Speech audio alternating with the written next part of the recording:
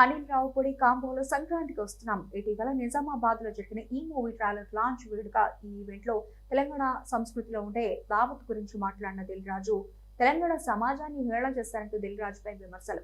తన వ్యాఖ్యలు వైరల్ గా మారిన నేపథ్యంలో క్లారిటీ ఇచ్చిన నిర్మాత విక్టరీ వెంకటేష్ అనిల్ రావుపూడి కాంబోలో ప్రముఖ నిర్మాత దిల్ రాజు సంక్రాంతికి వస్తున్న సినిమాని నిర్మించిన విషయం తెలిసిందే. సంక్రాంతి కానుకగా ఈ మూవీ ఈ నెల 14న ప్రేక్షకుల ముందుకు రానుంది. అయితే ఈ సినిమా ట్రైలర్ లాంచ్ వేడుకలో దిల్ రాజు చేసిన వ్యాఖ్యలు వైరల్ గా మారిన నేపథ్యంలో ఆయన క్లారిటీ ఇవ్వడంతో పాటు తెలంగాణ ప్రజలకు సారీ చెప్పారు. నిజామాబాద్ జిల్లా వాసిగా నా సినిమా ఈవెంట్ అక్కడ చేశా. ఈ వేడుకలో నేను మన సంస్కృతిలో ఉండే దావత్ గురించి మాట్లాడాను. తెలంగాణ వారిని నేను అవమానించానని హేళన చేశానంటూ నాపై సామాజిక మాధ్యమాల్లో ప్రచారం జరుగుతోంది.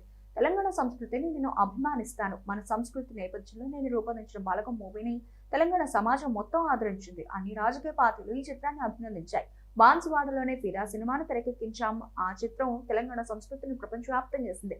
తెలంగాణ వాసిగా నేను ఏ విధంగా రాష్ట్రాన్ని హేళన చేస్తాను అని దిల్ రాజు అన్నారు.